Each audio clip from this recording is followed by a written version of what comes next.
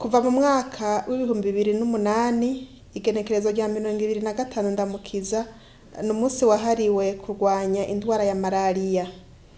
Uyo munsi washinzwe mu ntumbero yo guhimiriza abantu ngo bikingire malariya, indwara itera amabi menshi haba ku miryango, mu kibano no mu iterambere rirama.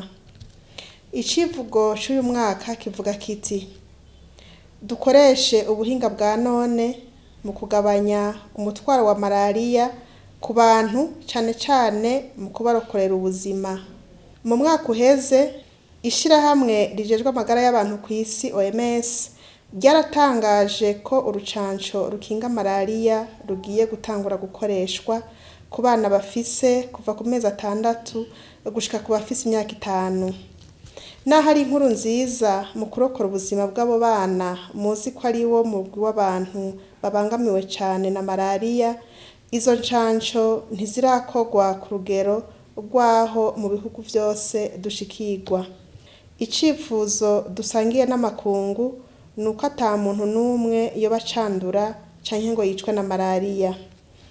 Ni muri iyo ntumbero mu mwaka w'ibihumbi 2020 mu gihugu cacu hatangujwe umuti mushasha uvura indwara ya malariya ari wo Artemether-Lumefantrine, kandi utangwa ku buntu ku bantu bose bagwaye malariya itarabasinzikaza.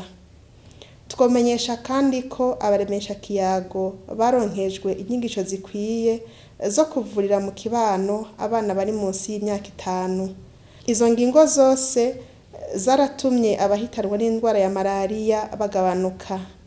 Ariko rero haracakenewe kongereza ingufu kugira indwara ya malariya ituzwe burundu, kuko mu ntara zimwe zimwe iyo ndwara icibonekeza ku rugero rutari ruto. Ubushikiranganji bwo kubungabunga amagara y'abantu no kurwanya sida buteye akamo abenegihugu ngo bikingire indwara ya malariya mu kugira isuku n'isukura mu mihana iwacu kugira tubuze imibu idutera malariya aho igwiriranira naho yinyegeza. Mu kuryama iminsi yose, amajoro yose mu musegetero urimwo umuti wica imibu. Mu kwivuza hakiri kare igihe cose umuntu yiyumvise ko ikimenyetso kimwe ca malariya. Mu gufata neza imiti nk'uko abaganga babitegeka. Mu gihugu cacu ibirori vyo guhimbaza umunsi mpuzamakungu ugira 15 wo kurwanya indwara ya malariya bizobera mu ntara ya Muyinga, komine Muyinga, igenekerezo rya 6 Rusama umwaka w'ibihumbi 2022.